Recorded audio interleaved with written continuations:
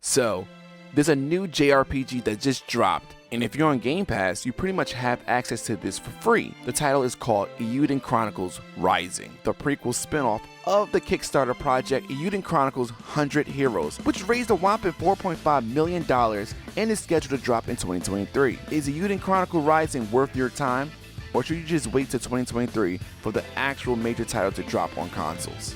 Next. ゲームスタートだ。エニグマ影。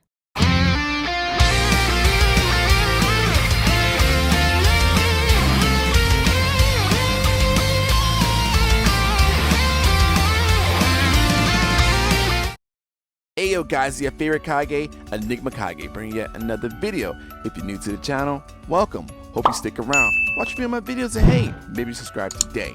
Before we begin, make sure to smash that like button because it greatly helps out the video and whatnot.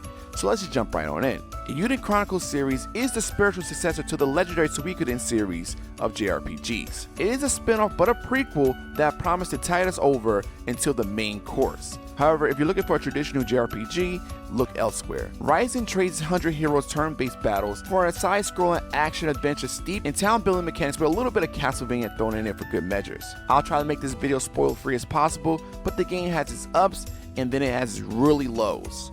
Eiyuden Chronicle Rising stars a trio of CJ, a naive treasure hunter, Garou, a grizzled kangaroo man mercenary, and Aisha, a teenage girl with magical powers. What begins as a treasure hunt quickly becomes something much more mysterious as these three uncover the secrets of the Ruins Barrels, a complex ruins beneath the New Neve, filled with untold riches and quite a lot of monsters. So right off the bat, the game is a simple RPG, well, stat building wise, with an even simpler combat system. For the first hour or so, it's like you are in a basic tutorial learning how to earn your keep in the village or town. If you're into side missions, then this game has plenty of tedious side missions that will quickly seem like a waste of time after a while. The story is straightforward and the dialogue is pretty decent, but man, does it feel like a chore to do certain things in this game. I'll get back to the bad, but let's just look at the good stuff. The game has a very clean presentation that I think a lot of players will enjoy. It has that Octopath Traveler feel to it. The combat is simple, one button for strike, one button for jumping, one special technique button, and two buttons for assist characters. You can switch between your trio during combat, so I'll get to that in a minute. The combat at times can be fun, but you're going to be looping a lot of enemies throughout the game. I fought the first boss at least 3 to 4 times before I even reached my first companion. I can guess people are going to be farming those areas for resources and whatnot. There's a small crafting system in the game, nothing too special. It's either collecting resources for the blacksmith or the innkeeper for food and buffs, which I rarely even had to heal because the enemies pretty much choreograph their moves to you ahead of time. The things I did not like in this game goes as follows. The combat system is simple, but the hitbox are weird.